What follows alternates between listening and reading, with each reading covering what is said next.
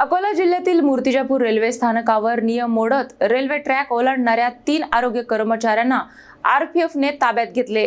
मुख्यालयी न राहणाऱ्या कर्मचाऱ्यांवर प्रशासन कारवाई करणार का याकडे लक्ष लागले आहे। अकोला जिल्ह्यातील मूर्तिजापूर रेल्वे स्थानकावर रेल्वे ट्रॅक ओलांडताना 3 आरोग्य कर्मचारी आरपीएफच्या ताब्यात सापडल्याने एकच खळबळ उडाली आहे। श्रीमती लक्ष्मीबाई देशमुख उपजिल्हा सामान्य रुग्णालयातील हे कर्मचारी अकोल्यावरून रोज अपडाऊन करत असल्याची माहिती समोर आली आहे।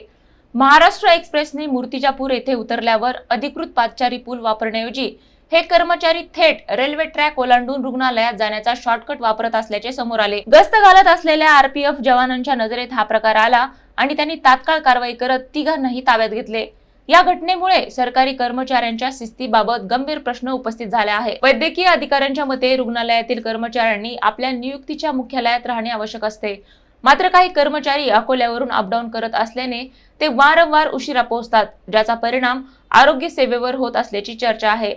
दरम्यान या घटनेनंतर संबंधित कर्मचाऱ्यांवर शिस्तभंगाची कारवाई होणार का याकडे आता सर्वांचे लक्ष लागले आहे। ॲक्च्युली अपडाऊनच करू नये असा नियम आहे।